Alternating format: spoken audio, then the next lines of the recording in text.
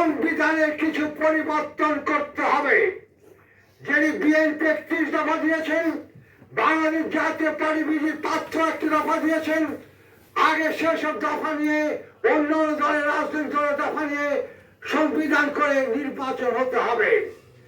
কারণ এই নির্বাচনে যদি হয় আর এই সংবিধান যদি থাকে, আবার সেই স্বৈরাচারী সৃষ্টি হবে। কারণ এই যে সংবিধান বাংলাদেশে অবস্থান করছেন, যে সংবিধানে ১৯৯০ সালে আহাত ডাক্তার মিলন মারা গেছেন, বর্তমানে কোমর শিশু মারা গেছেন, তাদের আর বিচার হবে না। প্রথমে বিচার হতে হবে, সংবিধানে পরিবর্তন করতে হবে। যে সংবিধানে এক ব্যক্তির হাতে কোনো ক্ষমতা থাকবে না। আমরা বারবার বলছি, এই নির্বাচনে আমরা সবাই নির্বাচন চাই।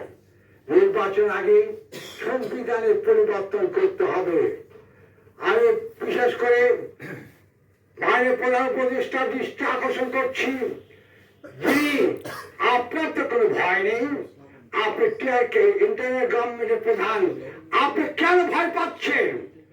কেন ছাত্র, কেন রাজনীতিতে ভয় পাচ্ছেন? আপনি বাঁচবেন কতদিন? আপনি একটি নতুন দেশ দিয়েছেন, যে দেশের নতুন একটা পথ সৃষ্টি করে যান।